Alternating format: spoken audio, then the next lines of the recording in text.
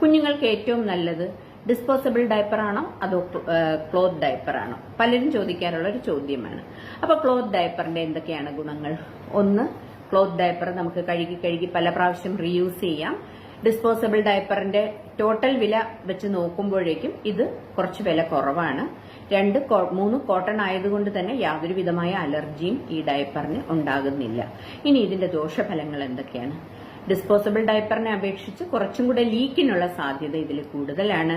പിന്നെ ഡയപ്പർ റാഷിനുള്ള സാധ്യതയും ഇതിൽ കുറച്ചുകൂടെ കൂടുതലായിട്ടാണ് കാണാറുള്ളത്. കാരണം എന്ന് വെച്ചാൽ നമ്മൾ ഉടനെ മാറ്റി കൊടുത്തിട്ടില്ലെങ്കിൽ ആ യൂറിനും മോഷനും ഡിസ്പോസബിളിന്റെ അത്ര കണ്ട അബ്സോർബൻസി ഇല്ലാത്തത് കൊണ്ട് ചിലപ്പോൾ റാഷസ് ഉണ്ടാക്കാം. ഇനി നമ്മുടെ ഡിസ്പോസബിൾ ഡയപ്പറാണ്. ഡിസ്പോസബിൾ ഡയപ്പർ സൂപ്പർ അബ്സോർബന്റ് ആണ്. ഒരുപാട് സമയം കുഞ്ഞ് നനവില്ലാതെ ഇരിക്കും. നമുക്ക് യാത്രയിലും ഒക്കെ സൗകര്യമാണ്. അതിന്റെ സൈഡ് ഇഫക്ട്സ്